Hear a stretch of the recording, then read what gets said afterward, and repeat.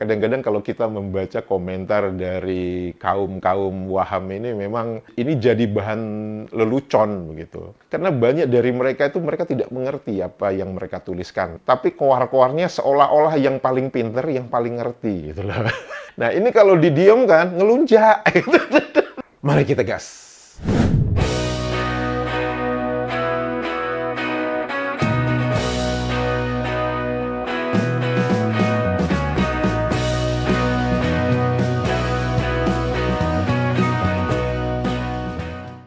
Halo, apa kabar semuanya teman-teman? Semoga kita semua dalam keadaan sehat walafiat. Amin ya robbal alamin. Selamat datang di kanal ini, kanal yang berbicara tentang perbandingan kosakata menurut Kamus Besar Bahasa Indonesia dan Kamus Bahasa Indonesia versi Malaysia. Kanal ini juga berbicara pernak-pernik dan informasi tentang negara Malaysia dan warganet Malaysia yang seringkali ajaib tersebut. Semoga informasi tersebut bermanfaat untuk warganet Indonesia.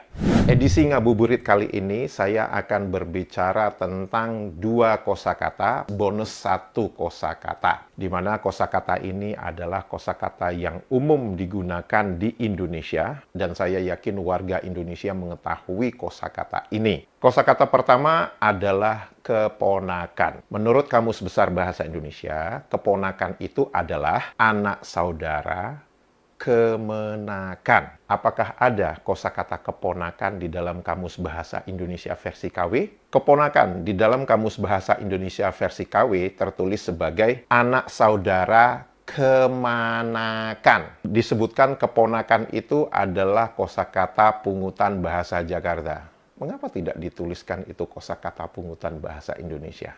Apakah di dalam Kamus Besar Bahasa Indonesia tertulis keponakan itu adalah bahasa Jakarta? Kalau di dalam Kamus Besar Bahasa Indonesia, kosakata keponakan itu tertulis sebagai bahasa Jakarta, saya bisa mengerti kalau di dalam Kamus Bahasa Indonesia versi KW ini menuliskan keponakan itu adalah bahasa Jakarta. Namun, di dalam Kamus Besar Bahasa Indonesia, keponakan itu tidak dituliskan sebagai kosakata bahasa Jakarta. Malu ya, gengsi ya, untuk menuliskan bahwa itu kosakata pungutan dari Indonesia.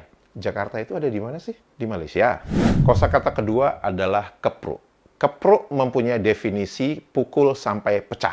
Ada kosakata turunan yaitu mengepruk yang mempunyai definisi sebagai memukul supaya pecah dengan benda yang berbentuk batang dan berat. Jadi kalau teman-teman perhatikan ya, mengepruk itu sangat detail dan sangat deskriptif dalam menjelaskan, yaitu memukul supaya pecah, dan itu sesuai dengan kosakata kepruk tadi. Kemudian dituliskan mengepruk itu dengan apa. Jadi kalau misalkan memukul supaya pecah dengan tangan, itu tidak bisa disebut mengepruk. Karena apa? Mengepruk itu harus dengan benda yang berbentuk batang dan berat. Kita juga mengenal nama buah jeruk keprok. Jeruk keprok itu adalah jeruk manis yang pohonnya berbatang rendah, buahnya berwarna oranye, kulitnya mudah dikupas, celah dagingnya lekang, limau manis, limau Cina. Nama latinnya Citrus nobilis. Apakah ada kosakata kepruk di dalam Kamus Bahasa Indonesia versi KW?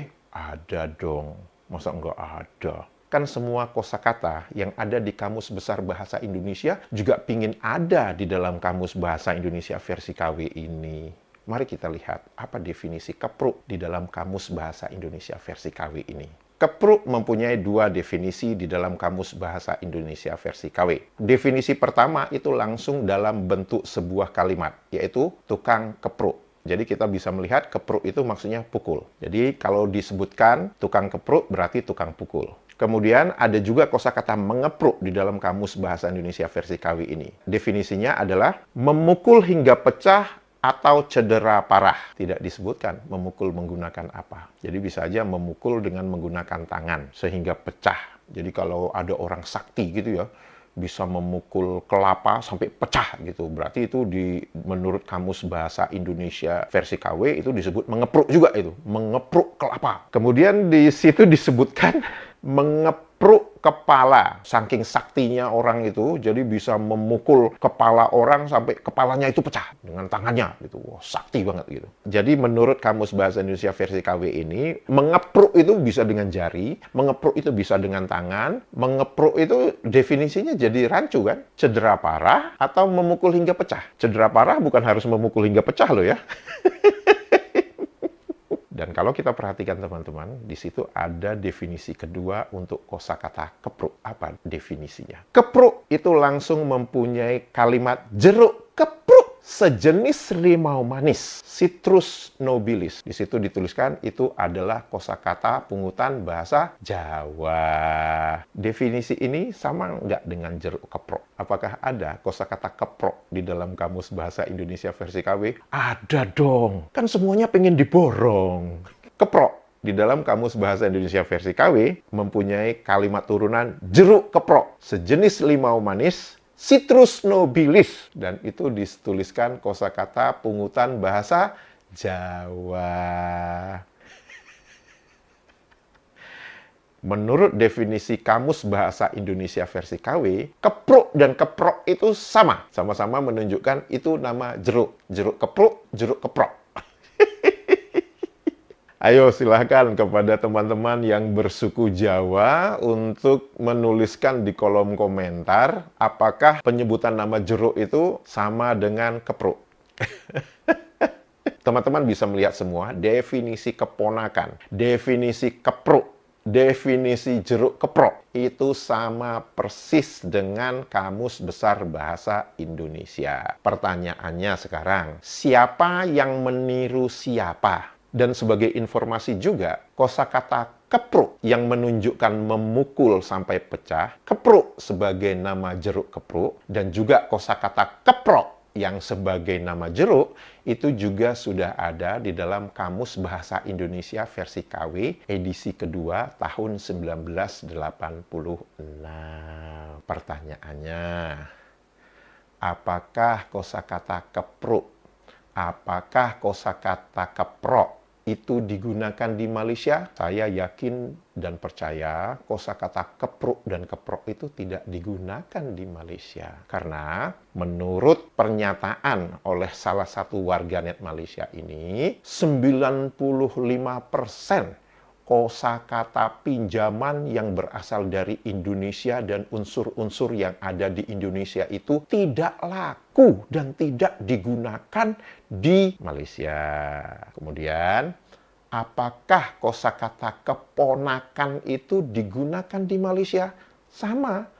95% kosakata pinjaman itu tidak laku dan tidak digunakan di Malaysia. Karena apa? Di Malaysia akan menggunakan kosakata anak saudara. Atau bahkan kadang-kadang mereka menyebutkan anak buah. Saya pertama kali mendengar orang Malaysia menggunakan kosakata anak buah itu, menurut saya, anak buah itu maksudnya kayak di perusahaan gitu kan, ada anak buahnya begitu kan. Saya berpikirnya seperti itu. Ternyata berkali-kali dia ngomong itu, anak buah saya ada di sana, ada di misalkan ada di Penang, anak buah saya ada di Perlis, anak buah saya ada di Kedah. Saya mikir ini banyak banget ya anak buahnya, bos banget nih orang gitu kan, punya banyak anak buah dan dari berbagai provinsi gitu kan. Ternyata apa?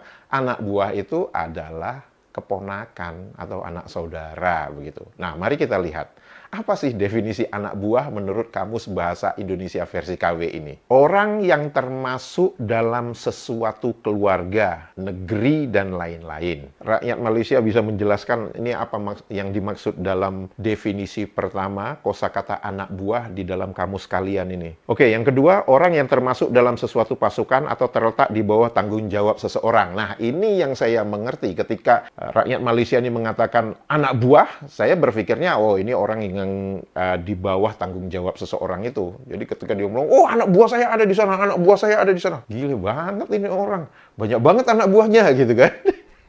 Kemudian yang lucunya lagi, di situ disebutkan definisi ketiga, anak buah itu adalah pekerja di kapal atau kapal terbang. Maksudnya anak buah kapal gitu ya. Jadi anak buah dengan anak buah kapal itu sama aja gitu ya. Terus anak buah dengan pramugari itu juga sama juga. Karena apa? Anak buah pekerja di kapal terbang gitu kan. Kalau kita melihat pramugari, oh itu anak buah.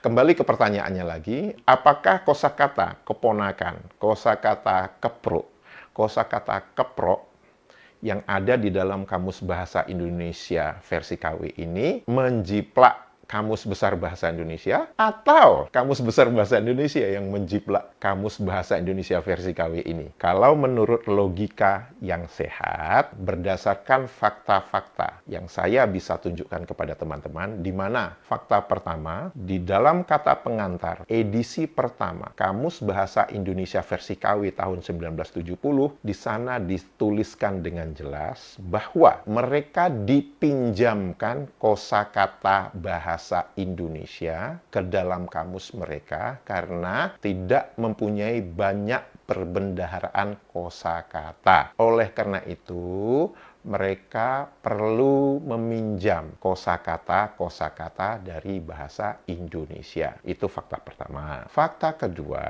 Indonesia sudah mempunyai kamus bahasa Indonesia bahkan sebelum tahun 1970 dan masih menggunakan kata pengantar di Kamus Bahasa Indonesia versi KW tahun 1970. Jelas-jelas dituliskan bahwa mereka mengambil dari kamus yang disusun oleh Purwadarminta. Ini menunjukkan bahwa Indonesia sudah lebih dahulu memiliki kamus ketimbang Malaysia. Oleh karena itu, maka kita bisa mengatakan bahwa Kamus Bahasa Indonesia versi KW ini yang menjiplak kosakata keponakan, kosakata keprok, kosakata keprok dari Kamus Besar Bahasa Indonesia, kemudian disalin ke dalam Kamus Bahasa Indonesia versi KW. Itu cara orang berpikir yang sehat. Nah, bagaimana cara orang berpikir yang waham? Saya akan bacakan salah satu komentar dari rakyat yang waham ini. Bahasa Indonesia lah paling lucu dong bunyinya. Bahasa Indonesia aja ikut-ikutan bahasa Malaides. Lihat nggak teman-teman, cara berpikir kaum waham itu. Kebalik-balik kan pola pikirnya. Jadi dia mengatakan bahwa bahasa Indonesia itu yang ikut-ikutan bahasa Malaides. Ketawa nggak? Ketawalah. Orang ini berbicara tidak sesuai dengan fakta yang tersaji. Dan jelas banget bahwa orang ini tidak mengerti apa-apa dengan apa yang dikatakan. Yang penting asal mangap, asal jeplak. Kadang-kadang kalau kita membaca komentar dari kaum-kaum waham ini, memang ini jadi bahan lelucon begitu. Karena banyak dari mereka itu mereka tidak mengerti apa yang mereka tuliskan. Tapi ini permasalahannya ya dengan orang-orang seperti ini. Mereka tidak mengerti, tapi koar-koarnya seolah-olah yang paling pintar, yang paling ngerti gitu loh. Nah, ini kalau didiamkan ngelunjak. Jika video ini informatif dan membuat hari-hari Anda menjadi lebih riang gembira, jangan lupa jempolnya dan komentarnya. Untuk itu saya mengucapkan terima kasih. Sehat walafiat selalu. Dadah!